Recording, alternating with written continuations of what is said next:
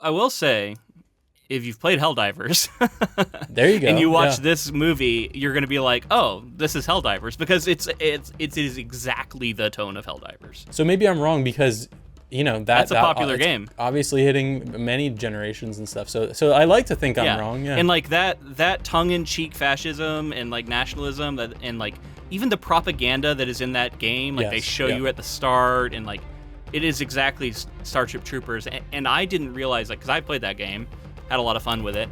I didn't realize how much. Like, I knew, I was like, oh, this is definitely, kind of an homage to Starship Troopers, but like it is so much. I'm surprised there's not a lawsuit about it.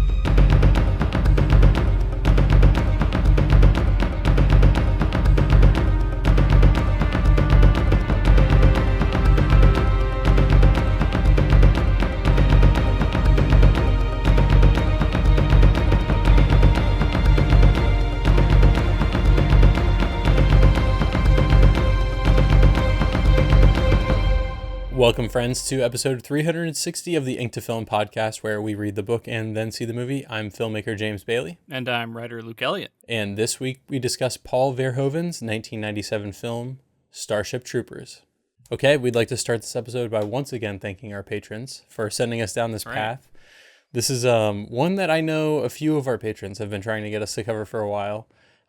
It's been in the list like at least 4 times now. Specifically, my brother Steve has Yeah. really wanted it, has been pushing for it, I think for a few years now, but it finally won a poll. And I will say, like, let's just talk about fascist regimes and possible like authoritarian sort of allegories in our fiction right now, because it feels timely. Yeah, it's an interesting time capsule, man. It seemed like a time where Verhoeven was, because, like, I mean, the elephant in the room that I think a lot of people know about Starship Troopers, but just in case you don't, we covered the Heinlein novel last week, and that book is very by the numbers. Like, it believes what it's saying.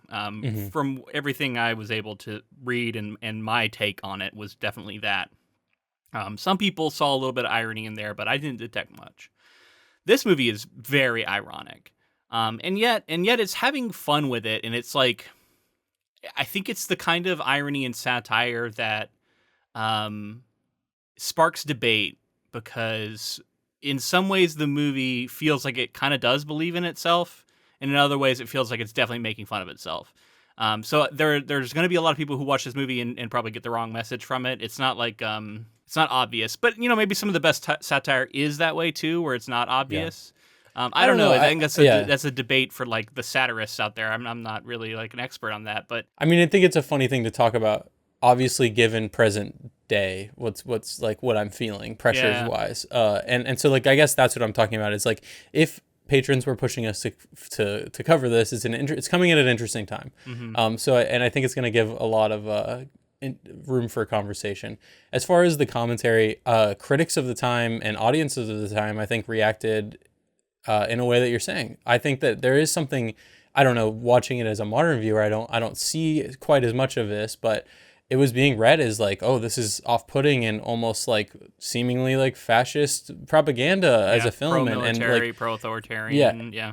And so I think there's a fair amount. We can talk about some of the critics of the time and just audience reaction, and some of the box office was that people were bouncing off of it. And as time has gone on, it's no secret that it's gone on to have this cult following, and I think people have reevaluated as the years have gone on. Yeah, I mean, I think there's like it reminds me very much of RoboCop, which is another Verhoeven film. In that it's like, if you look at the commercials in those movies, and like the same thing here, like the propaganda inserts that we keep getting, like it's hard to not look at that and see that it is being ironic or like making fun of itself. Is that enough? I think is up for debate, but like I think it's clear, you have a bunch of Space Marines handing out guns to children who are fighting over them, and then literally handing out handfuls of bullets, and everyone's going, yay! And like, it's not serious. Like, that's not serious. That's like clearly bad, but like, can't be. There's lots of other parts of the movie where it feels like it really wants us to buy in. So I get sort of both sides of that, but yeah, it's kind of tricky watching it now, but it feels to me like this was a time where Verhoeven maybe felt like he could have a little more fun with it and play a little more coy. Whereas, I don't know, maybe the threat is looming a little larger these days. Well, I would say that like when you know it's Verhoeven directing the film, I think he comes with that's sort of a trademark of his style is that he's satirizing some of these societal things that are going on. Yeah. And I think in talking about how he felt about the Heinlein story and how he chose to adapt this, I think we'll paint some more of where he landed on it. Speaking of that, if you want to hear about Heinlein, the author, and he's an interesting figure. He's one of the big three. He's like, it's a very fascinating discussion we had last week. So definitely check out the previous episode to find out all the background on the novel. We're gonna be focusing mostly on the movie here. But speaking of which, like, man, do you remember like when you first saw this? How much have you seen it in the intervening years? And then like, what was this watch like for you? Bizarre, because I thought I remembered more than I did. So and it's funny because I think as a younger person watching it, I didn't pick up on as much of the satire of it. Right. I thought, maybe it was more of a Space Marine, fight the bugs kind of movie. But I saw it, I was maybe 13 or 14 when I saw it originally. And I think I was reading too, just talking about some of the critics of the time, like there were a few that were saying like this film may be satire and some of what you were maybe pointing to as well, but some of it is almost indistinguishable from like actual promotion of these sort of ideals. So it's like when it's harder to I guess pick through, sometimes people will pull the wrong things from it. And I think that this film has that's the critique I think that a lot of people have of this film. But it is also interesting to see a film like this. Thinking back to that time period, I would love films like Alien. This film, like I enjoy watching this film.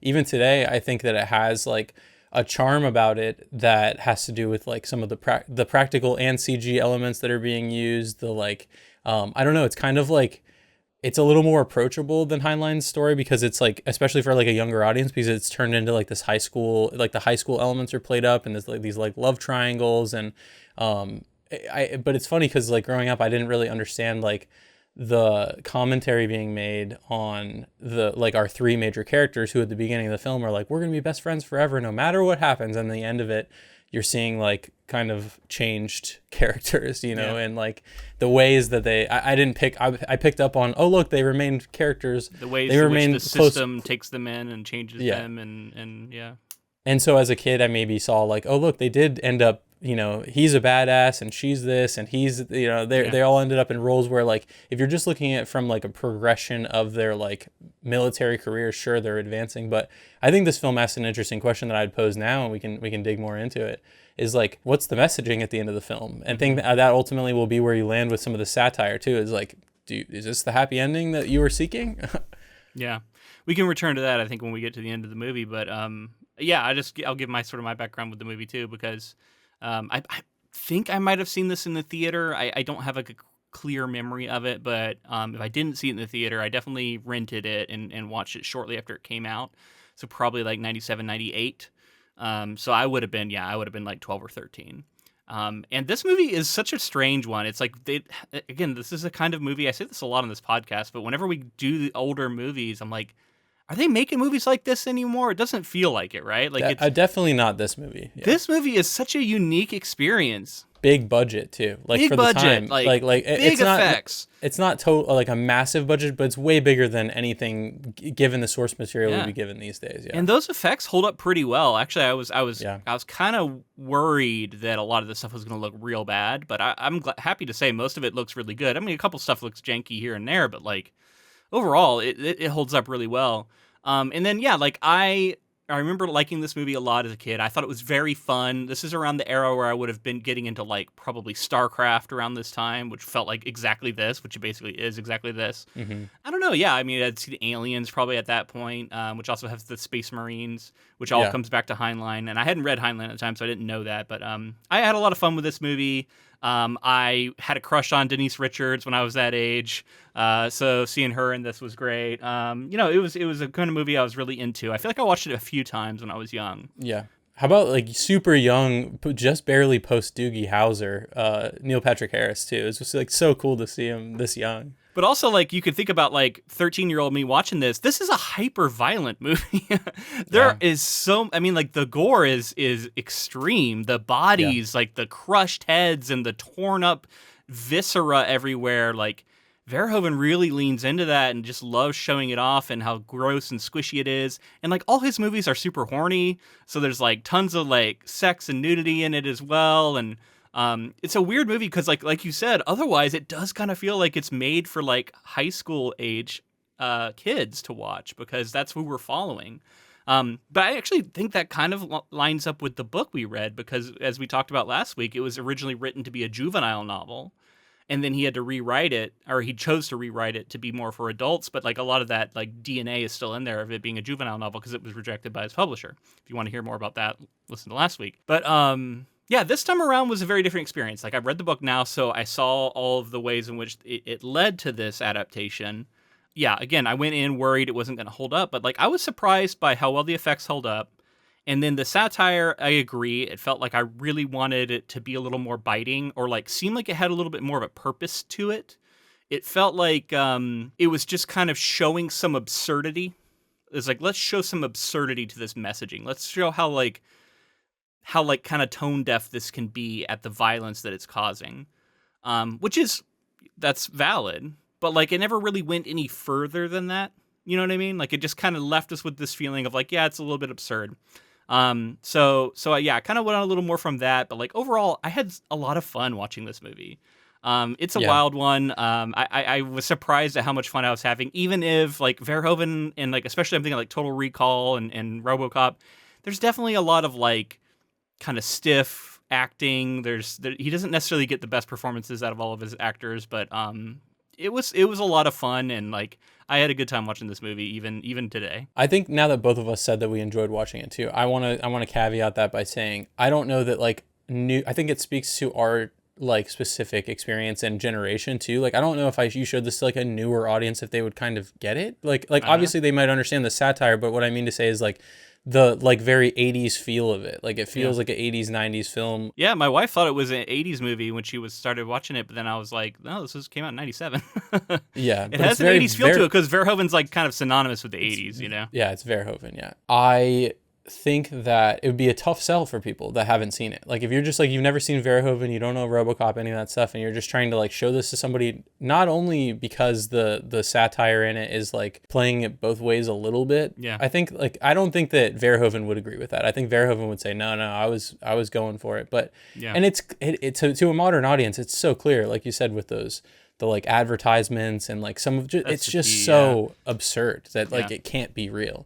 And that may kind of push it's like campy, you know, it's bordering into like absurd, campy yeah. territory. I will say, if you've played Helldivers There you go. and you watch Yeah. this movie, you're going to be like, oh, this is Helldivers because it is exactly the tone of Helldivers. So maybe I'm wrong because you know That's a popular it's game. obviously hitting many generations and stuff. So I like to think I'm wrong. Yeah. And like that tongue-in-cheek fascism and like nationalism and like even the propaganda that is in that game, like they Yes, show yeah. you at the start and like it is exactly Starship Troopers. And I didn't realize like because I played that game, had a lot of fun with it. I didn't realize how much. Like I knew I was like, oh, this is definitely, you know, kind of an homage to Starship Troopers, but like it is so much. I'm surprised there's not a lawsuit about it. It is so strongly I think it's like Starship Troopers. I think it's like a loving sort of thing too. I agree, and I'm glad there's not. I don't think there should be, Yeah. but like it's not just, you know, the mood, it's the look. It's Yes. even like the planet when you're fighting the bugs, like so many of the bugs look similar and the way the combat plays out and then also the like hyper violence, people getting blown apart, torn apart. Yeah. That's all in the game now. Like they took this movie and made it into that game. For sure. And they There are other factions, enemies, it's not all bugs, but like the bugs, they're right out of this movie. this is also it's also like pushed a lot of people to Starship Troopers. Like there's been a bump in popularity for this film Yeah. in general. So you know that's like it's like kind of a mutual thing. And I think I think it's like a loving sort of homage. And I think in a lot that of ways. I will in Helldivers sort of corner, I would say they do a little more to push the absurdity. Yeah. Like that absurdity is like, say it's at a 9 out of 10 in this movie, like they're going to an 11 out of 10 in the game. Like they really crank that knob to where it's hyper absurd. The like messaging you're getting about how, like how much you matter and stuff, but then like how much you don't matter and how many people get ground through in the game. It's like inherent. That absurdity is inherent to the game. But it's so fitting for that medium too. Like as Yeah. a video game, you're like, Sure. like you die, you respawn, you jump, you dive back in. Like it's just like it works perfectly for that. So it's cool. And like there were attempts at there's multiple sequels to this film. I've there never was seen a video single game. sequel to this film. I assume they're not good. I haven't seen one either, Yeah. but there is a video game, so like it's ongoing. And then what's wild is that as of like this year, as of March this year, there is another a remake on the way with Neil right. Blomkamp. Yeah, and like Neil that's Blomkamp. a prime future project of ours, I would say. Blomkamp makes interesting movies, or at least he has in the past. They're not always hits, but like I'd be interested to see. And like I was thinking about how like in the book we talked about how power armor was a big thing, and like that was such a foundational piece of sci-fi tech that Heinlein basically invents in that book. And that's not really present in this movie. And I was thinking about like Edge of Tomorrow, previous project of ours, and how the soldiers looked in that, and they were all wearing those kind of like exosuits, and how like that's kind of what Starship Troopers was supposed to be. So I would hope if a Blomkamp comes in, he'll do that. I think he already has kind of done tech like that for what was that, like Elysium. He already had some stuff like that, so it would look a lot like that, and I think he could totally do it. Yeah, it's funny, like his star has like a little bit fallen in recent years, but like he did like District 9 or District 8. Love District 9. Yeah. And that I thought that was great. And then he had like what was the Chappie, which was like sort of the like I never saw that, but I feel like I heard mixed things about it. It was interesting. It was an interesting like sort of vibe. But I think he was concentrating on like doing sort of like short films, like helping others like get their name out there and that kind of thing. There was an Alien. He was going to make an Alien movie, and there was a whole thing about that. Didn't end up getting made, but I'm sure he wrapped up a lot of his time. He put a lot of time into that. Yeah. Anyway, that's not the director we're talking about today. We're talking about Verhoeven. That's right. You know what else I noticed on this viewing is just how far they push the needle towards Nazi iconography. Oh and, yeah, like, like costuming the and stuff. costuming. Yeah. I was like, holy shit! Like all of it. The government of the what is it? The Federation? Is that what they call it? I think so. Yeah.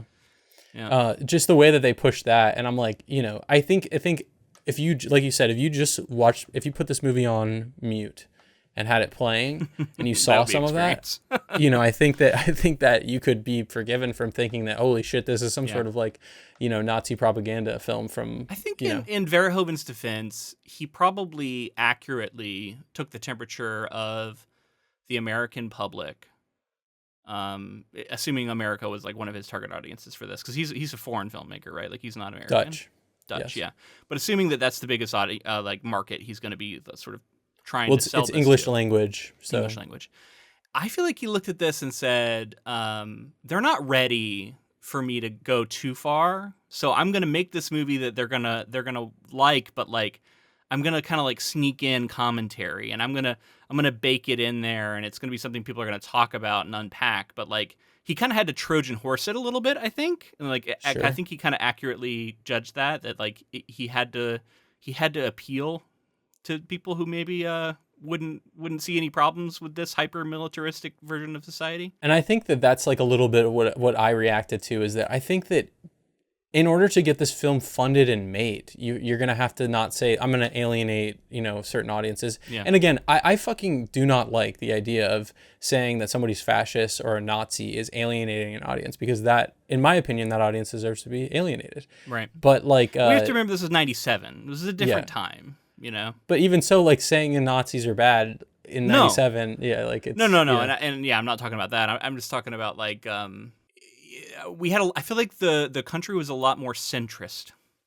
You know what I mean? Like nowadays it's been polarized. We've been hyper polarized. But back in the 90s there was just a lot more middle. And you don't want to alienate the middle. That's who you didn't want to alienate. And that middle was, kind of soft on some things. And he, instead of saying like I'm going to go really hard on it, he included some stuff and like I think wanted to demonstrate the absurdity maybe challenge you and be like, how do you feel about this propaganda, these pieces that I'm showing you, and how do you feel about this? But yeah, I mean, like, it's interesting because like I also agree that like I don't think he went far enough. Yeah. But that's kind of me talking from 2025. Like it's hard for me to really put myself in the mindset of 1997 and like how I would have felt back then if I were me now. Because like when I was a kid, of course I liked it, but as an Sure. adult now, thinking back, I don't know. I think it's tough to judge it like and say like it didn't go far enough because I do think that like it was kind of a cool thing. Like if you you know, in my experience, like early 2000s, like if you experience it in the early 2000s and you're picking up on some of what's going on here, like you're understanding like something odd, at least for me, I was young. Something odd is going on here. This isn't like a typical fare.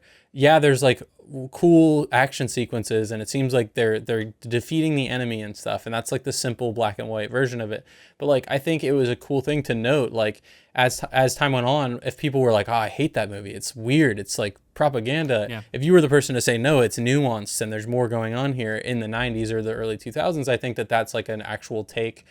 That was an interesting take. Now I think it's like common knowledge. Yeah, I think also like I mean I'm talking about like today, but like honestly 2001, September 11th, like that changed the politics in our country so dramatically, and like prior to that, I think it was just there was just a different vibe. There was a different kind of feeling towards the military, and like Yeah. didn't become as much of like a nationalist pride that we're going to just go out there with our our military and crush our enemies, which Yeah. definitely became the vibe after 2001. So Which is crazy too, yeah. because like it's almost, this movie's a little bit I mean, and obviously like the original story had this as well, but like Buenos Aires is like where the original the character Rico is from. Yeah. And when that happens, I think people mirrored that with like the attacks in 2001, the September 11th attacks,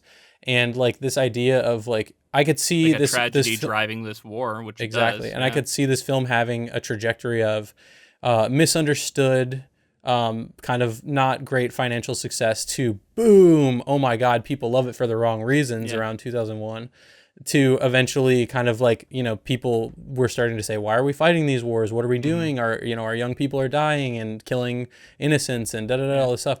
Kind and of then we get way.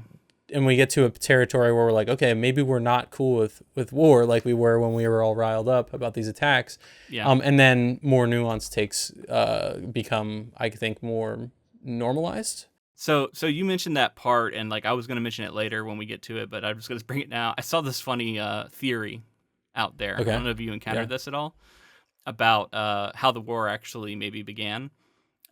So in the movie, Carmen is flying the ship, and the asteroid appears in front of them, and she has to like try and dodge it. When she does, the like tower hits, like scrapes against it and gets blown off. So she changed the theory is trajectory, she and it changed the hits the trajectory planet. of this asteroid that actually wasn't headed for Earth, and then she inadvertently caused the entire war. But they were already kind of hadn't they already had skirmishes and battles? They'd and had stuff skirmishes, like yeah. but they weren't at full blown war. But yeah, you're right. Yeah. Because I kind of thought like, oh, they're already at war at first. Because there was some discussions of that, but I think it was maybe just that like Mormon outpost or something. There was like maybe an unsteady kind of, not even a peace, but like they just weren't full blown war yet. Maybe at that point. But that is funny to think about because if you scraped it, it would change the trajectory. Pretty wild, yeah. All right, so I think this is a good point to move into some of the production and how this film came to be. So in talking about Verhoeven, we normally do kind of a deeper dive on the filmmakers, but we have talked about Verhoeven previously with Total Recall. So we do urge you to go check those episodes out. They're really cool. Also, we get to talk about Verhoeven. Yeah, his background, where he came from, the filmmaker he is today. But in the interest of time, we're gonna keep that brief. In general, he's the type of filmmaker that has a lot of allegory in his stories. He's the type of, he has social commentaries being baked in, and often they are from a lens of satire. So that should tell you a lot moving into Starship Troopers, which we've been talking about so far. So since the release of RoboCop in '87, producer John Davison had aimed to develop another project that would reunite key members of its creative team, including writer Edward Neumeier and stop motion animator Phil Tippett.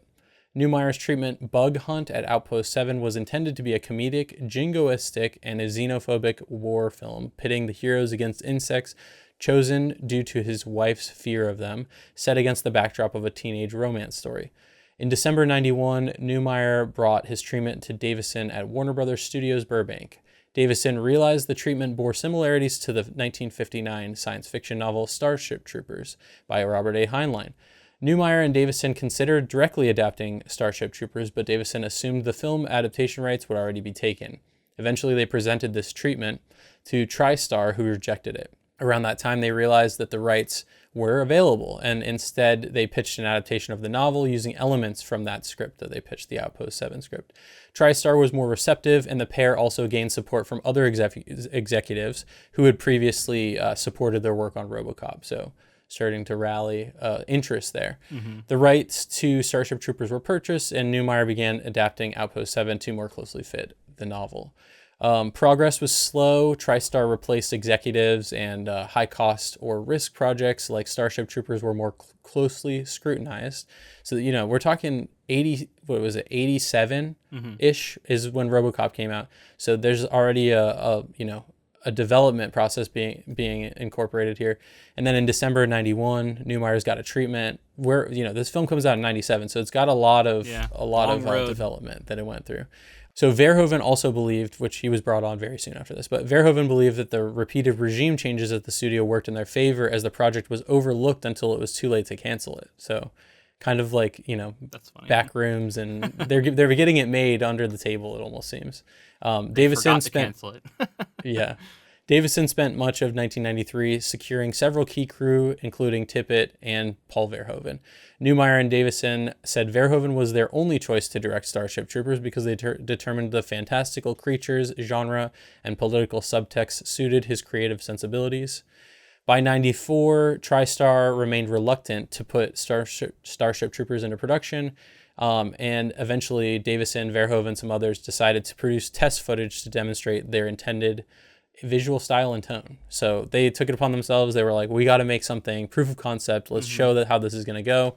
Reportedly, after that was produced, some of the executives were impressed with the visual effects and did not realize they were CGI, which is, I think, a huge compliment. Yeah, and I think the film does a great job of that. They look pretty good to this day. Yes. And man, it's just, like you said, it's just like an attention to the CGI. Like, there's so much CGI in our current environment.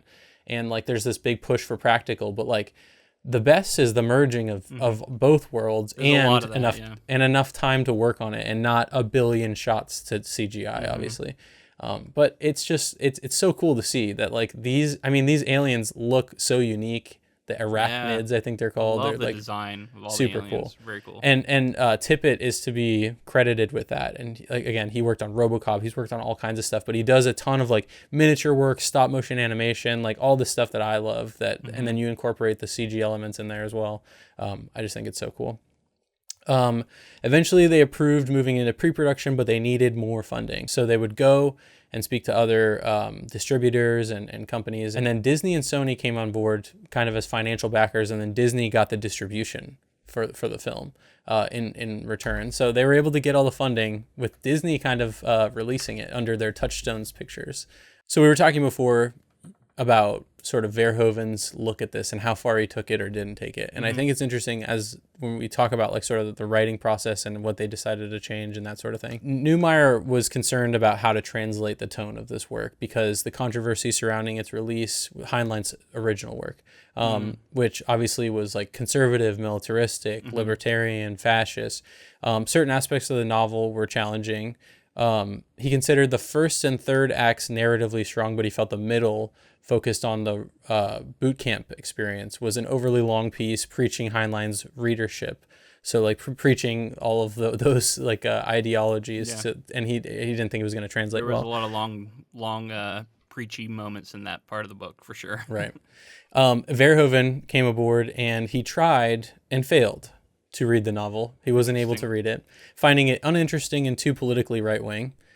He had Neumeier summarize the narrative and found it militaristic, fascist, and overly supportive of armed conflict, which clashed with Verhoeven's childhood experiences in the German-occupied Netherlands during World War II. Interesting, okay. So the original anti-fascist over here. Yes, he was not into it.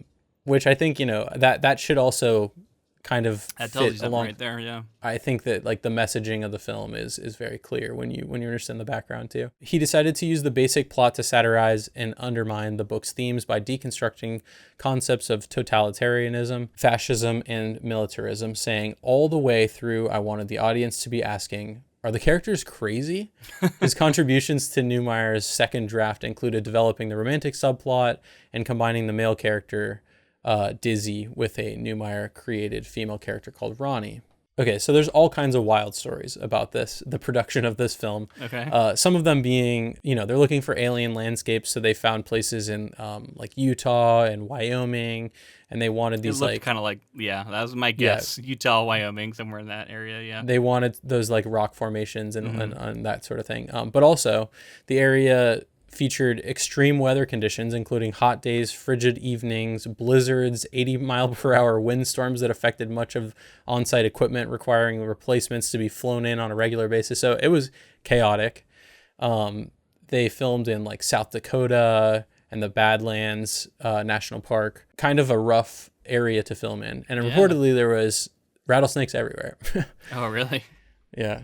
But I didn't see anything about anyone being bitten. Right, I did see Paul Verhoeven and Dina Meyer and Casper Van Dien, who were some of the main actors in the film. They confirmed that Verhoeven and cinematographer Joost van Vacano shot the co-ed shower scene in the nude themselves on a dare for Meyer. And it helped, added Verhoeven. On the day of the shoot, Verhoeven had cleared the set of everyone except himself, Vacano, and the cast, and asked them to do a little fashion show without fashion so that they could get comfortable being naked. When the cast was reluctant to disrobe, Verhoeven asked them what the big deal was, to which Meyer responded, "Paul, if it's no big deal, why don't you do it?" Quite unexpectedly, both Verhoeven and Vacano got undressed. Vacano had no problem with it, as he had been raised in nudity camps, but Verhoeven later admitted that he found it somewhat difficult.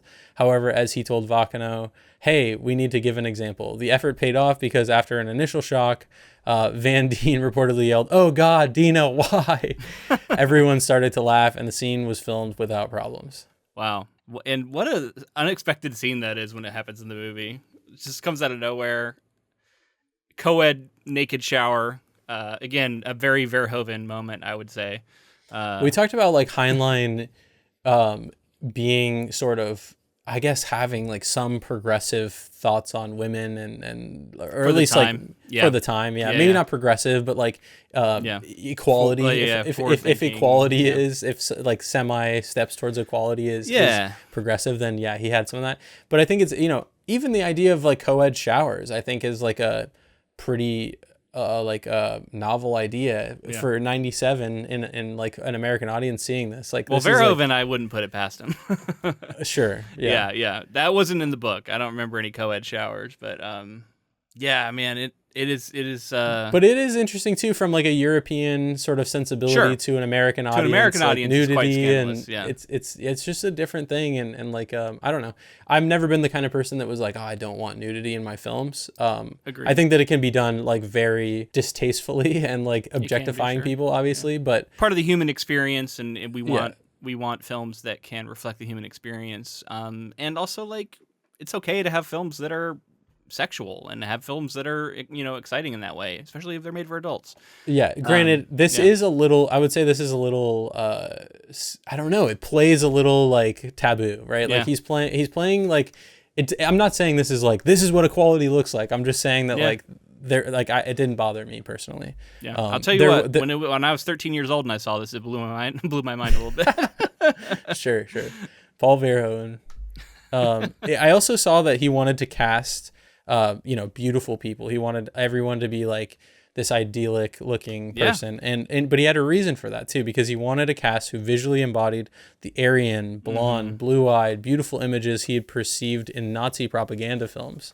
So like, again, they do look, what's his name? Casper Van Dien, that chin, that jawline, the hair. He looks absolutely like he's straight out of a propaganda piece for sure. Yes. This is definitely like his biggest role, right? It's interesting to note that too, though, right? Like he's aware of all of these things that he's doing, so he knows how he's playing with the story. And I think knowing his background, I don't think he wanted to pull punches necessarily in terms of like the social commentary. It's like it's satire, right? It's meant to be funny, a send up. It's meant to like make you. It's meant to make it look ridiculous. You know, it's meant to make these sorts of like actual things that But he does also ideologies make it look really cool. at times. That's Yes, that's the tension, right? but so do war propaganda films, right? And For I sure. think that's it's like this is a war propaganda film. This feels absolutely like the whole movie is a propaganda film to try and get you to join the Starship Troopers. If you feel like it goes too far, then that's the point. And if you don't, if you feel like it's hitting you squarely, reevaluate the film. You know. So I read reportedly half the budget of this film went towards effects, which I you know believe it. you can kind of believe it. Yeah. That kind of thing I'm sure happens these days too. But this film, the way that it approached it was they had Tippett Studio, who we've talked about already, is kind of the imagination behind a lot of like the looks of ships and like these monsters, and that's who is to be credited. And some of like the actual effects work was going to be done by Sony Picture Imageworks, which was like an in-house kind of studio for one of the distributors or one of the financiers. And eventually they would like lead to production problems because they were falling behind schedule, and some of those effects like weren't deemed sufficient for the filmmakers. So then eventually they had to resort to hiring ILM, Industrial Light and Magic, and Boss Film Studios to complete the effects work. Many miniatures were made of ships of different scale, some of them measuring up to 18 feet long. Wow. That's funny. You almost don't call it a miniature at that point, but I guess it is. Yeah. It's like Still 1/10 scale miniature or something, probably. Yeah, it's a scale. Designing the arachnids was a collaborative process between Tippett, Hayes, Davison, Neumeyer, and Verhoeven. The final design included the Warrior, Tanker, Plasma, Hopper, and Brain Bugs. While CGI was the main method of realizing the creatures, some practical appliances were built by Amalgamated Dynamics, including 2 full-size mechanized warrior bugs capable of lifting an adult in their jaws. Wow. Yeah. That's intense. Super cool stuff, yeah. So you can understand, and honestly, the film, other than, I don't know, I guess when looking at the film, it's hard to not see some of like the locations or the fake, you know, sets and backdrops that are being used on ships and things like that. But for my money, like I like to see this where it's like, unfortunately the budget didn't allow them to like go as far as they would have liked, but the fact that they took these swings rather than, you know, full CG environments or you know, I guess what I mean to say is like the money shows. Like I look at this film and I'm like, I can tell that they spent good money on the effects. Just limitations of the time too. And just good set work too. I like to like shout out like good set work because I think like the ships look cool. They like, you know, maybe not like the most noteworthy or original ever. And they weren't but, like, going for like realism in that sense too, you know? Like it's a lot I would definitely, if I wanted to look at it like from a realistic point of view, did I think a lot of the space battles and stuff looked the way they should? No. It was much more Star Wars-y. It was like we could play fast and loose with gravity and how explosions might look in space and how sound, you know, doesn't travel in space, but we're going to do it here because that's what Star Wars had done. And like, you can kind of lean on that, and it's kind of a propaganda film. So in a sense, you can kind of write it all off as like, of course they're going to try and make it look as cool as possible. Yeah. But it's interesting too, because it's like, this is a film where if it's like, if you're the filmmaker, you're like, okay, this is a satire. Where can we cut corners as far as costs? Like, you know, if it's a satire, it's meant to like, it's like you would think like we don't believe in some of the stuff that we're doing here. Like we were trying to show how ridiculous it is, and it's like you could make them look wonky, I guess. But in this sense, like some of these space battles, those like blue balls coming up and hitting the different ships and them slamming together, like all that stuff still kind of held up today. Yeah, I agree. And they did their due diligence. Like it's not like they were like, we're gonna take shortcuts because like, you know, it's a satire, it's a comedy, it's not meant, it's which like, no. Yeah, I agree. It's not like a Spaceballs or something. Right. Like they chose to like really put in the effort. Like people put in just, you know, the same amount of effort that they would have had they made, you know, a Star Wars movie around that time. You know, budgetary restraints obviously not included. No, and that's what I was saying. People aren't making movies like this anymore. Like for it to be this satirical and yet in some ways play it so straight. All right, so I'm going to get into the plot now. In the future, Earth is governed by the United Citizen Federation, a stratocratic regime founded generations earlier by veterans after democracy and social scientists brought civilization to the brink of ruin. Citizenship is exclusively earned through federal service, which grants rights like voting and procreation that are withheld from ordinary civilians. Humans who are now capable of interstellar travel conduct colonization missions throughout the galaxy, bringing them into conflict with a race of highly evolved insectoid creatures dubbed arachnids, or derisively, bugs. Against his parents' objections, teenage jock Johnny Rico enlists in the mobile infantry to remain close to his girlfriend, spaceship pilot Carmen Ibanez. Their psychic friend Carl Jenkins joins military intelligence, while Isabel Dizzy Flores, who is in love with Rico, deliberately transfers to his squad. Carmen ends her relationship with Rico due to their diverging career paths and her growing feelings for fellow pilot Xander Barkalow. During training, Rico impresses his drill sergeant Zim, earning a promotion to squad leader. However, Rico makes a mistake during a training exercise, which leads to the death of a squad member and the resignation of another, resulting in Rico's demotion and flogging. Disheartened, Rico quits but re-enlists after learning that an asteroid sent by the Arachnids has destroyed Buenos Aires, killing millions, including his parents. All right, so let's talk about this. The look of this movie. Everything is so bright and clear. None of the modern shadows that we get today, and in fact, it makes it look all a little unreal.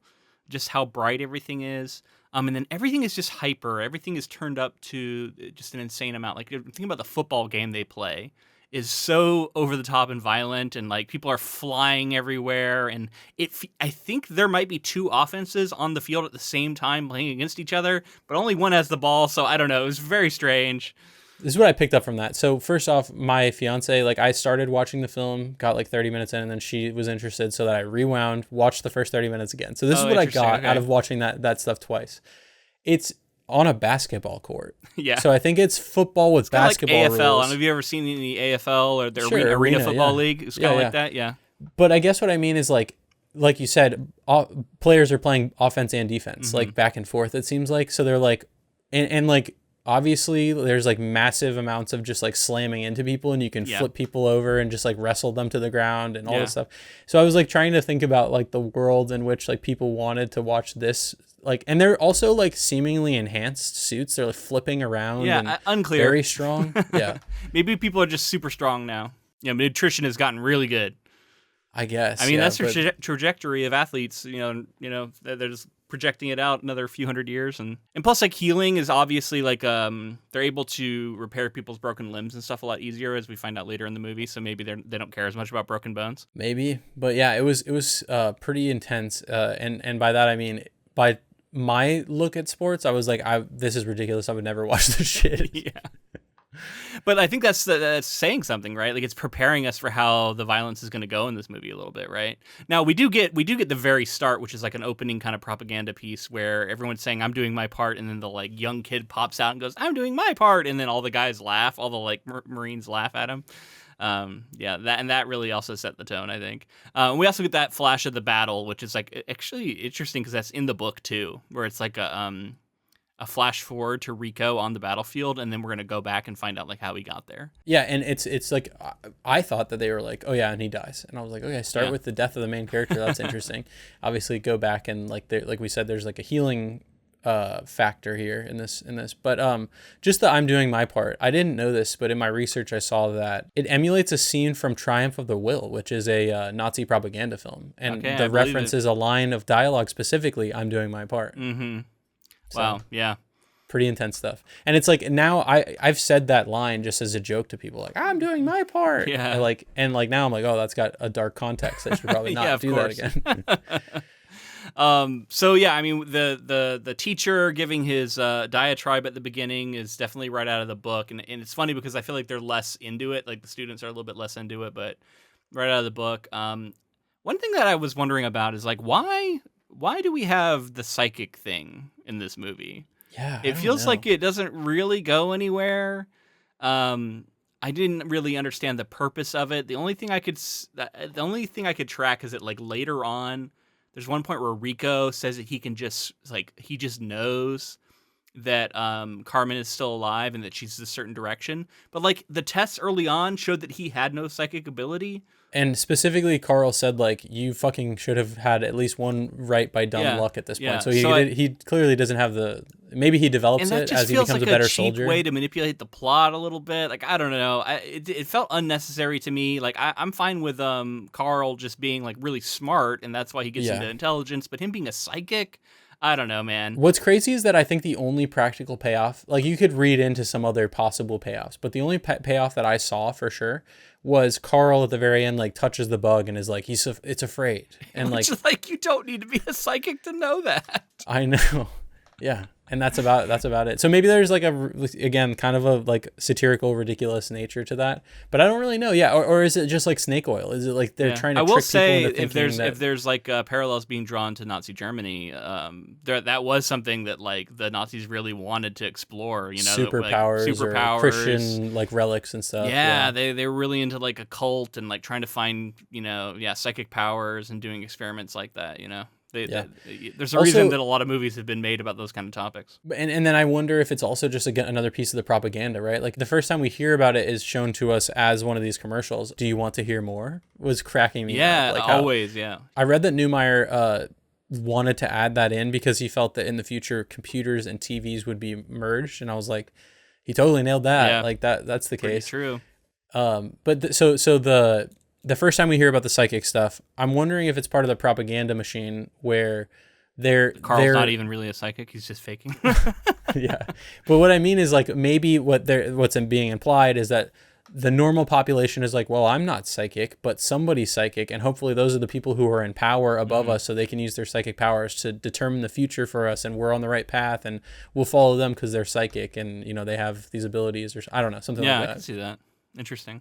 It is kind of like it pushes belief a little bit, but again, if you kind of look at this as a propaganda film, you can excuse it. But the whole idea that these three people, they're in high school together, they all set off into the you know the galaxy to fight the bugs, and they all keep running into each other. Like their own teacher ends up being the head of the Roughnecks that Rico ends up joining later.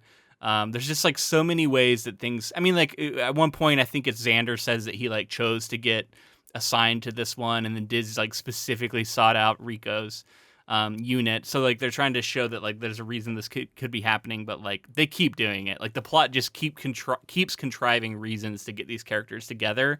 And ultimately, I think it's okay because of the kind of movie this is. I mean, and as we go forward again, I want to track like these characters and like what the commentary is with these three characters. Like, why do we have one in intelligence? Why do we have one as infantry? Why do we have one as a pilot? And then like their differing looks. And and on one lens, I like the idea that as a story, we get like three different sort of depictions of where this is going on and how it's being affected, like how it's affecting these characters. But let's track where we think the characters are in relation to their bright-eyed, bushy-tailed, optimistic selves here when they're all going to be friends forever and hugging and they're excited to serve to like where we end up, because I think that like is like one of the more straightforward like messages of the film. And I think like war in general and this idea that like it chews up young people and spits them out, and like I think clearly it's showing that like Carl goes into intelligence and is the most removed from the violence of the battlefield, and is yet like immediately promoted to the highest rank and is given the most power. And then there's kind of the middle ground with Carmen, who is a pilot who, for the most part, has a cushier sort of life, but then occasionally does get into combat and has some like harrowing moments, of course. But then you got the mobile infantry, you got Rico on the bottom, who is facing constant ultra-violence, and is at the bottom of the totem pole. I think it's shown that like they are considered complete, you know, cannon fodder. And the movie doesn't want us to like. The movie does. I don't know. So like the satire wants us to think about that, but like the propaganda film we're watching wants us to like, I guess, feel like this is like to be expected or normal or cool in some way. I don't know. Their like mental outlooks too. Like as we progress forward, like it seems like Rico is less sure of himself, becomes more sure of himself, and we're seeing like Carl is very sure of himself early on in the story, and then we get to a point where he's like just like so burdened by his role that he's like maybe less sure in some ways. And I don't know. I think that like obviously like the commentary there is that like, following orders is easier, and it's like it gives you a purpose in some way, and then but like giving orders is such a burden, and like Yeah, he I does don't know. seem to be somewhat sort of burdened with the idea He's of like gaunt, and he's got like shadows under his eyes, and he's a different character than Yeah. we obviously met in the beginning. It's true. That happens later, though. So here we are in boot camp, which some of these scenes were ones that I have strong memories of. The guy getting his arm broken. That was like the first time I think I'd seen like a compound fracture depicted in like a movie, and like the bone sticking through and like poking out of his like sleeve or whatever. Super gross. I remember that was really gross. And then you see it like in a little like tank getting healed later, but still when it happens. And then the moment where he has him put his hand against the wall, and he pins it with the knife. Like that stuck with me forever. It's just like an incredibly crazy moment.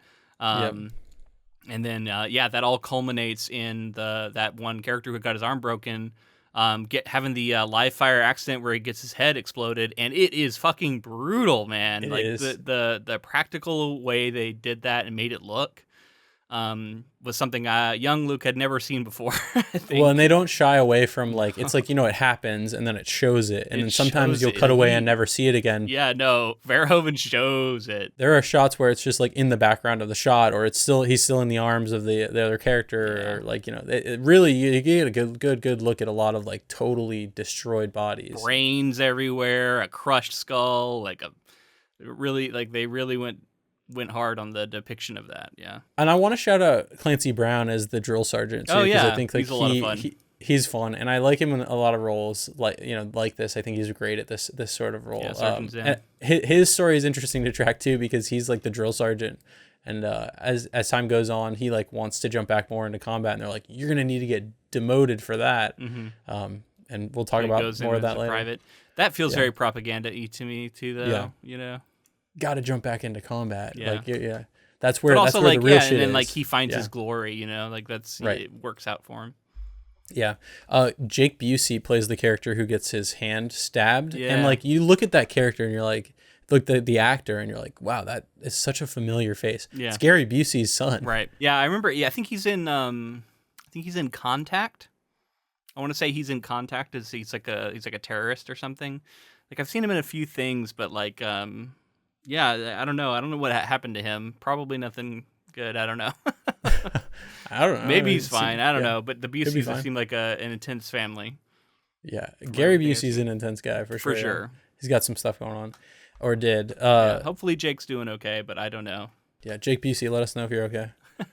All right, so we're going to move forward with the plot here. An invasion force is deployed to Clandathu, the arachnids' home planet, but military intelligence underestimates the arachnids' defensive abilities, leading to hundreds of thousands of human casualties. Badly wounded, Rico is rescued by Lieutenant Gene Rajic, his former high school teacher, but is mistakenly reported dead, devastating Carmen. Following his recovery, Rico, Dizzy, and squadmate Ace Levy join Rajic's elite unit, the Roughnecks. After Rico defeats a giant tanker bug on the disputed planet of Tango Irilla, he is elevated to the rank of corporal for his valor and begins a romantic relationship with Dizzy. Responding to a distress signal on the arachnid-controlled planet P, the Roughnecks discover an arachnid-ravaged outpost and are ambushed by the bugs. Carmen and Xander recover the surviving Roughnecks by dropship, but not before Dizzy is fatally impaled by an arachnid, and Rico mercy kills the mutilated Ratchek. The group returns to the fleet assembled in orbit above P, where Dizzy is eulogized. This is where we get the straight-up Helldivers combat. We catch up to the start of the movie. The serendipity of their own high school teacher being in charge of the Roughnecks is revealed. Michael Ironsides, by the way, who, again, he every now and then you get an actor in a movie like this that feels like they're kind of bringing it on a different level. And that's how I always felt about him. Like he's acting on like this other level that like everybody else isn't quite at. He's very good. He did his homework. Like he came with a role. Like he has backstory and like he's good in a lot of stuff he's in too. I think he must be one of those RoboCop actors, right? I feel like he's in RoboCop. I think so. Maybe the bad guy in it or something, or he's one of them. Maybe yeah. Anyway, he's good in this. I thought this was all fun. There's a couple of funny things I think to point out here. Well, for one, the mercy kill is bullshit. He already is missing an arm. and has a prosthetic arm that fully works, and he's able to like use and grip stuff and whatever. He has lost his legs, and he's like, you know what to do. And he shoots him, and I'm like... It was crazy, yeah. You can get prosthetic legs in this future. You already have a prosthetic arm. What are you doing? Like, I don't know. Like, that guy who got mercy killed before was getting torn apart and was out of reach. And so it made sense in a way, but like in this moment, it made no sense to me. And I was shocked that it happened because I thought for sure he was going to be like, no, you're going to survive or something. But like, he didn't do that. He just shot him.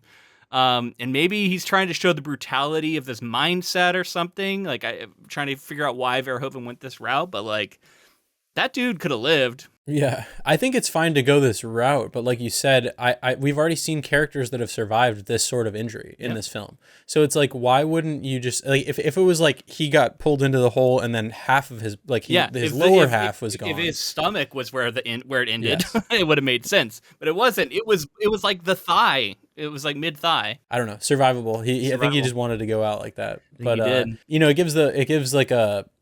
That like realization to Rico, obviously. Well, it's a troubling message too, because it tends to imply that like if you don't have legs, it's not worth living, which of course is some bullshit. Sure.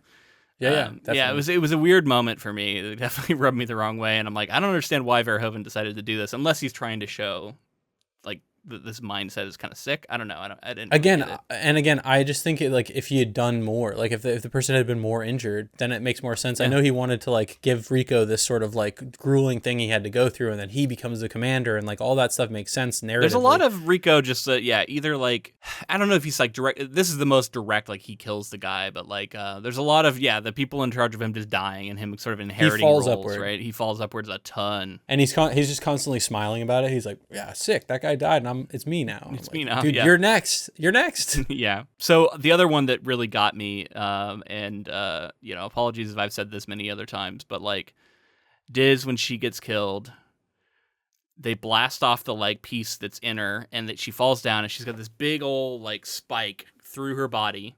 And what's the first thing they do? Yank the damn thing out before they put him on the dropship. And then surprise, surprise, she bleeds to death. I'm like, guys, just leave it in her. Yep. She might have lived. Now she had other holes in her, but that was the biggest one. And then she bled out and their arms. I was like, dude, how do you not have the basic first aid training? But like, this is a problem to this day in TV. Like, I don't know what it is about directors and TV. Like, they just love to pull shit out of wounds. Just leave it in there. It's so bad because it has real world implications, because people see it in their shows and they see it in their movies and they think that they need to do that. And like, people have literally died because of this. I know. And like, on a more serious note, one of the celebrity deaths that's hit me the hardest ever in my life was when Steve Irwin had like been, punctured by a barb through his heart. And then, almost as far as I know, just out of instinct, I think people want to pull things out if they're stuck like that, right? So like, there is something to be said for that. But these are other characters that run up and drag it out of her. Yeah. But like to pull something out like that, like you said, like if you leave it in, there's a possibility that like you can make it to medical care, and because it creates a block so that you're not bleeding out. Yeah, right. I don't know the Steve Irwin situation, and if he would have, I don't know if that happened in that situation, but I just know people say that like he shouldn't have, it shouldn't have been pulled out. It was pulled out. Who knows what could have happened? Super sad. Love that guy. Yeah, that is tragic. But I was laughing about it happening in this movie, because I'm just like, God, it's like, it's everywhere, man. Every era of movie we'll ever watch, I feel like it's going to be in there. Hollywood can't help themselves. Like, authors do it too sometimes. I feel like they're not quite as guilty. There's something visually about pulling the thing out that makes it feel like now this person's going to be okay, I guess. Or like, you've undone the wound by pulling it out. There's something inherent to storytelling that makes people want to pull it out on screen. I don't know what it is. Yeah, I will say, I would give it credit too, because oftentimes when they pull it out, it's a situation where like the person's gone, like the person's definitely dead, and they're like, oh, I'll pull it out, and they get like a moment. They don't have a giant thing sticking out of them for their death scene, Yeah, but often they end up surviving, and they just make it worse. Like, I won't spoil it, but there's a character in The Last of Us season 1 who has a baseball bat that gets stabbed into them, and they pull that damn thing out right away. And then that character almost dies, and the whole time I'm like, if you hadn't yanked it out right away, now you could argue at some point they were going to have to remove it because they couldn't go to a hospital or something. But like, Still, it's never the right choice to just yank it out in the moment. Let's talk about the healing in this movie too, though. Like, so like there are these like Bacta tanks from Star Wars, Yeah. right? And like normally you have like something. So here he has like something in his mouth that is helping him breathe. But normally you're like unconscious or like not really They wake aware him up of it. by pounding on the tank. In this one, they run up and wake him up, and they're like, "Bang, bang, bang! Only a couple more days. Like, just stay down there and just be miserable for days, like underwater." Like, I'm like, "Damn, that's a tough way to get healed." But yeah, it's cool to see like that's like the future tech that I think all of us are excited to see one day, right? Yeah, I can't wait for the healing tanks. Yeah, those are cool. There's some pretty funny commercials in here. There's like these moments where we cut to the scientists debating each other on TV. One of them's like, frankly, I find the idea of a bug that thinks offensive. Like the way he says it is so ridiculous, and I don't know what that is, but it's just funny. There's another one I love where it's like, was it like?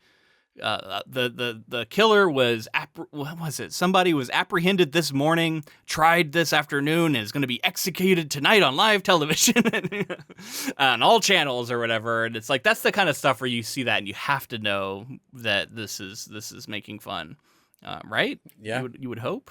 Yeah, let's hope. Oh, what about when they find the guy who's getting his brain sucked out in because they're looking through all the bodies and they find that one dude and they're like, he reaches his fingers in the guy's skull and like roots around and he's like, the bug sucked his brains out.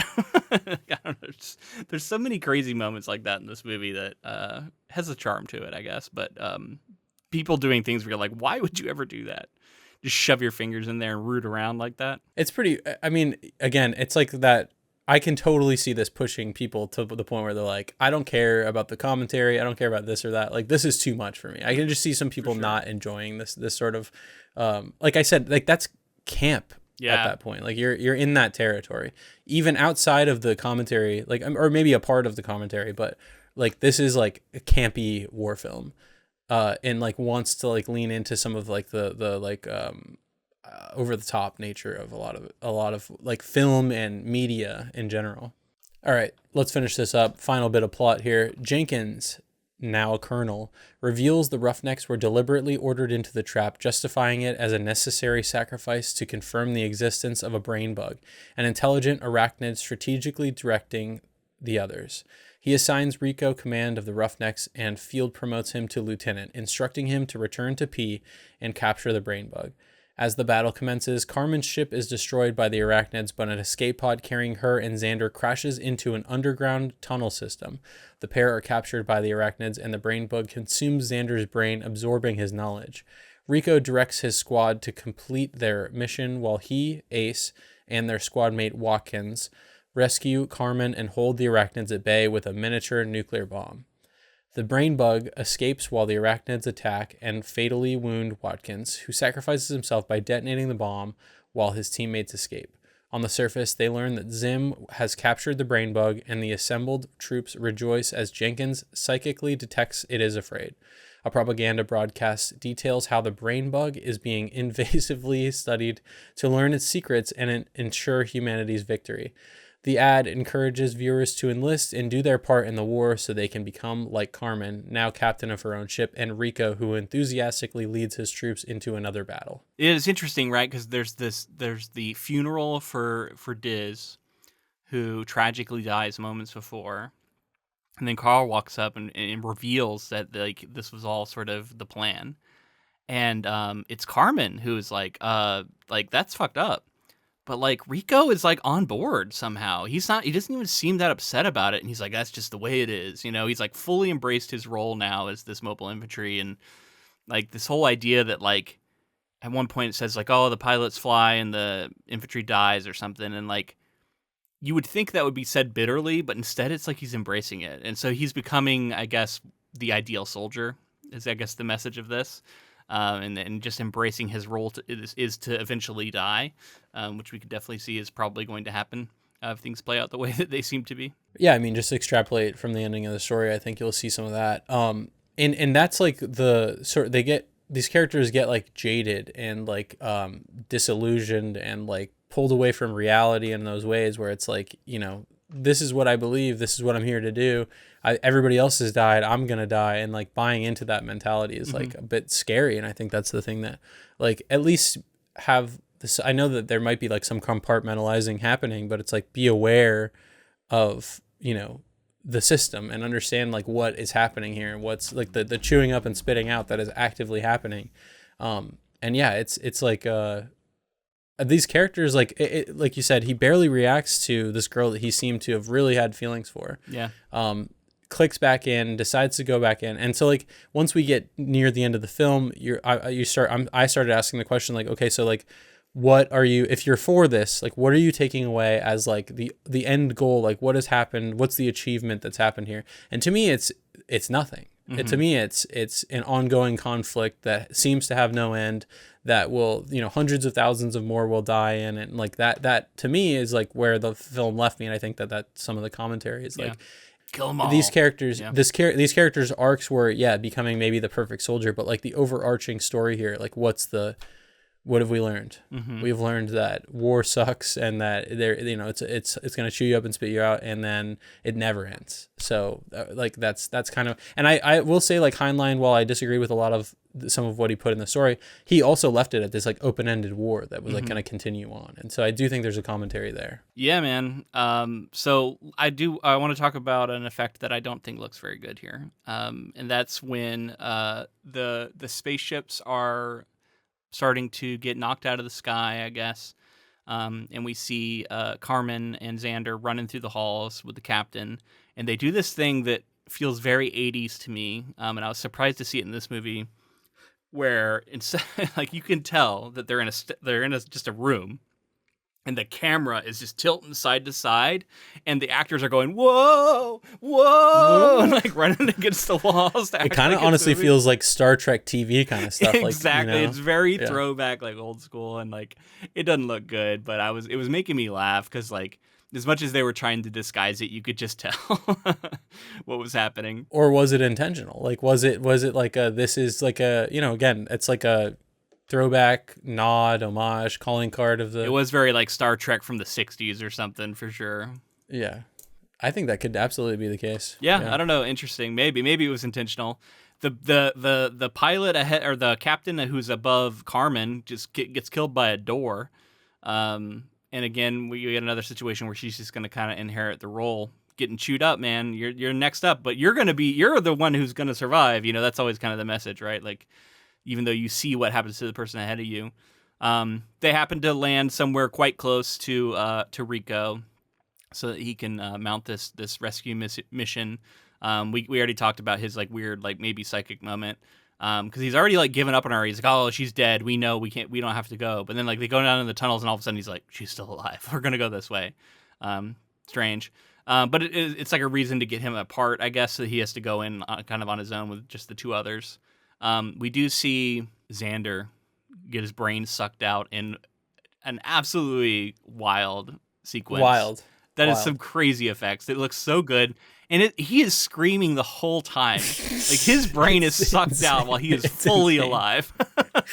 It's insane. I don't know. I like that scene. That scene's fucking it's crazy. It's wild, man. His whole face gets like concave, and his eyes bug out, and it's... They did it. They did the damn thing. It's fucking gross. I mean, we hate that guy. Like, they do a good job of kind of making us hate throughout. I mean, every now and then, maybe you could argue, like, when he comes to rescue them, you give him a little bit of credit. But, like, for the most part, he was pretty hateable throughout the whole movie. Sure. It depends on whose perspective. But, yeah, I can see, obviously, like, he fights Rico a lot and is annoying. Like, yeah. Anyway, the like, little jab or needle thing, like, all the fluid and brain getting sucked up through that, and just the visual of all of that, I'm like... They fucking really did it, and it made me think of the brain scene. Bug with that fucking orifice that it comes out of, and all the goop. Oh yeah, yeah, man. They really knew how to goop things up back in the day. It's impressive, and it makes me think too about a scene that we barely talked about, or didn't, is the like autopsy. They're like doing a dissection at the beginning of the film and pulling there's the heart, there's this, and being all gross and stuff. So setting that up early on too, that it's going to be kind of a gross thing, but also like dehumanizing the bugs to the point that they're like, you know, they're dehumanizing, like otherizing. They're otherizing these bugs and saying they're like, they're like frogs that you're gonna dissect. Right. And, Well, there's that propaganda part where it's all the kids stomping on a bunch of cockroaches. Yeah. Yeah. You And know, the laugh that the mother gives is so good. Good. It's so good. There's some genuinely funny parts. I mean, in this movie. those are probably my favorite parts of this movie, and like once again, like in RoboCop, the ads that play in that movie are like some of the best parts from that too. Like it's so wild. Like the little short films that were made, and they're so good. Another part, just talking about like the movie magic that goes on in some of these movies. Carmen full on has a hole through her torso, right through the chest. It would be a gruesome wound here, and then as soon as she's free of it, she's fine. She's walking around at the end. She's like celebrating. She's not rushing to a medic. She's just like hanging out with Rico. I think they might even kiss. Like it's a happy ending for her. She's totally fine. You have what has to at least be like a 4 or 5 inch hole through your torso from back to front. Mm-hmm. And you're just like, cool. No, there's some stuff biggie. In the torso. There's some important organs and stuff in the torso. Like, I mean, no I could buy that maybe she fluid. lives, but she ain't walking around like having a good time, smiling, making out with Rico, like having her final. Like, it's so funny how the movie just forgets that she's injured, and it wants us to forget that she's injured.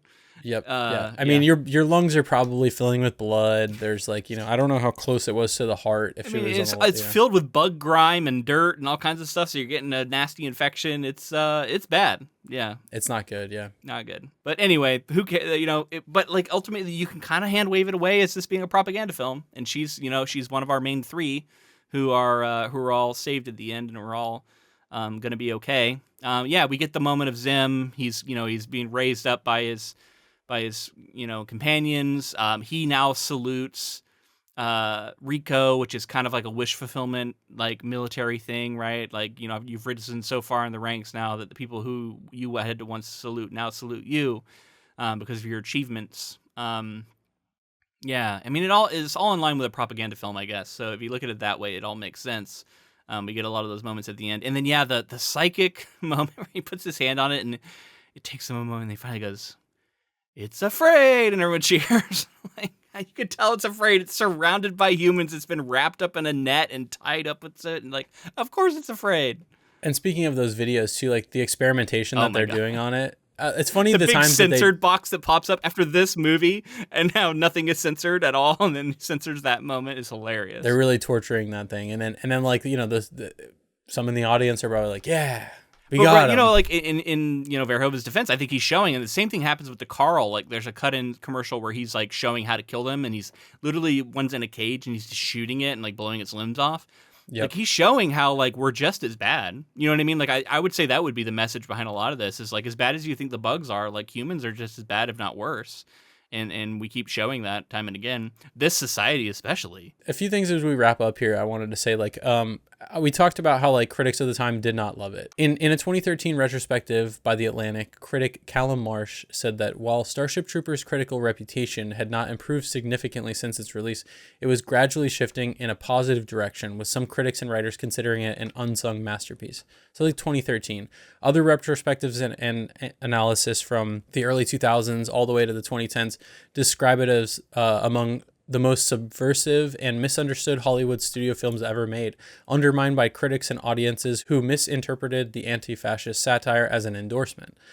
So again, I think audiences have come around to this. Yeah. I think they've understood. So, but like in defense of people at the time, I do think this movie plays it both ways. You know what I mean? Like it really does. So it's like you can see it there now, and like I think the prevailing attitude is that.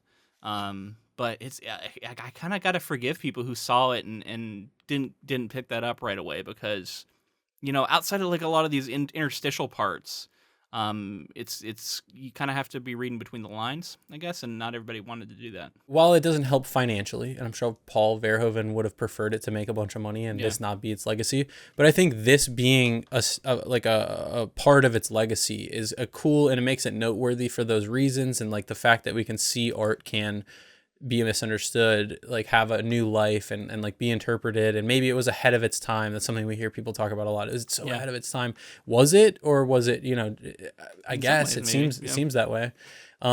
But it's like Paul Verhoeven has said like this is his favorite of his films, and like I think there's a lot notable about this film. Well, I don't it's pretty good. Yeah, I don't think it's like the most approachable sort of film to show somebody. Yeah. Again, I guess maybe Helldivers has definitely helped for a newer audience with this kind of thing, but it definitely squarely hits like the generation of like analog to digital, like our generation, like that. I think that we can appreciate. I certainly have a lot of nostalgia around this movie, and that's not to say I hope that young people come to it and get the right messaging from it. So that's kind of, admittedly, again, this is a movie made for adults. Yeah. But anyway, man, I think what's left to do here is to put a cap on this coverage by casting our votes on which was better, the book or the movie. I guess, do you want to start? Sure, yeah. I mean, I think this case, I think, is going to be pretty obvious for both of us. I think Heinlein had some really cool, revolutionary, iconic ideas that like have been taken and run with in the sci-fi community in major ways. Also had, it seems, a view on the world that I just don't kind of agree with, or at least wanted to tell a story that heavily emphasized a lot of those things. So for me, like that was like a little bit harder for me to read and less interesting to me of just kind of hearing all that rhetoric. Again, I'm all for people kind of trying to tell different kinds of stories and say what if, but it felt like with these like these giant massive monologues of like this is what about this? This feels real. That was too much for me. The film, I think, Paul Verhoeven, understanding his background, understanding what he wanted to do here, it's got really cool effects for that era. It's like it's fun. I think in terms of it being like this, it's so interesting that like the blend of both of those scripts that we talked about, like the sort of one that had the high school love triangle and all that kind of stuff being merged into the Starship Trooper narrative it's interesting, but it works. And something about it, like I like this movie a lot, and I enjoyed myself watching it, and it is absolutely ridiculous, but I don't know, that's part of its charm. Ridiculous in the way that Verhoeven can pull off, and it makes me really curious to see what Blomkamp's going to do with this material, because it's like, is he trying to go back to the book? Is he going to do a take on Verhoeven's tone? Is he going to try and do a satire? I feel like you have to at this point, because it's kind of, I mean, and I feel like you should if you're going to make a Starship Troopers movie this day and age. I'm really curious to see what he does with it, so stay tuned for that. If and when it comes out, I think that's one we would like to cover. But yeah, I think you said it right. Like, this is an iconic book. I know a lot of like old guard writers sometimes look at this where they were unhappy with this adaptation because they felt like it was just not evocative of the book, and that's because this is a book that they grew up loving. It was a very popular novel when it came out at the time. So if you grew up in the 60s and you read this book early on, like, it was a beloved novel from a lot of people, and a lot of those people wanted a more straight adaptation of this. And this Verhoeven movie is weird and satirical and over the top, and they're like, what is this? But man, it has a lot of charm to it, and I guess I just kind of like what Verhoeven does as a filmmaker. As I can totally recognize that it's so wild and over the top, and not for everybody, but like, I don't know, I kind of like it, and yeah, I'm with you, man. I think it's the movie this time. As much as I do have a newfound respect for Heinlein in a sense, even though as I don't agree with him politically. There was a lot that was interesting about that guy that I learned, and if you listened to our episode last week, I said that I would like to read another Heinlein novel, especially from like maybe a different era. He is an author that I'd like to return to in the future, and we'll see for another project whether or not he loses out to the adaptation. But this time I think he does. If you'd like to know what we're going to cover next, stick around to the end of the episode. We're going to go ahead and announce it. But if you liked this episode and you liked our coverage of Starship Troopers in general, let us know in the form of a rating and review on whatever app you chose to listen on. And if you're on YouTube, make sure to like the video, subscribe to our channel, leave us a comment, let us know when you first saw this movie, how you feel about it. Have you seen it recently? Have you played Helldivers? We'd be curious to hear all that kind of stuff. And be sure to connect with us on social media. We're on Facebook, Instagram, Blue Sky, TikTok, all of those at Ink to Film, and really we're on most social media platforms. That's right. And if you'd like to support this podcast in another way, we do have a Patreon, patreon.com/inktofilm. That's how this project was chosen. It was a Patreon selection. So once again, thank you to all the patrons who chose it.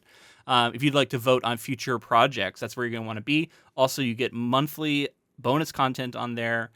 So for as little as $2, you can support us and get access to all kinds of fun stuff. And thank you to Ross Bogdan for the use of our intro and outro music. All right, man, that's going to be it for this week. All that's left to do is to announce our next project. We are back to one Stephen King, although he was writing as Richard Bachman at the time that he wrote this. This is our first Bachman novel we've ever covered. Is it? I felt like we had done one. No, I think this is our first Bachman novel. Unless I'm mistaken, maybe one of the short stories we've covered in the past was written as Bachman, but I think full novel, this is going to be it. I'm going to be really interested to hear about this Bachman guy and hear his who is this guy? History. Who is that? Yeah, so we will get into all of that because we are covering The Long Walk, which is a movie I'm very excited about. I've been hearing good things. I'm excited to go see it. This movie looks really interesting to me. And definitely a book I've never read. I know very little about the story other than what I've seen in the trailer. Right, yeah. I saw that people were walking on treadmills while they were watching it. That's right. We'll have to talk about that. Yeah. Mark Hamill's in it, and like he's one of my favorite people. I love Mark awesome. Hamill, so I'm excited, man. All right, so that's going to be it for Starship Troopers. Thanks once more to our patrons for voting for this, and until next time, keep adapting.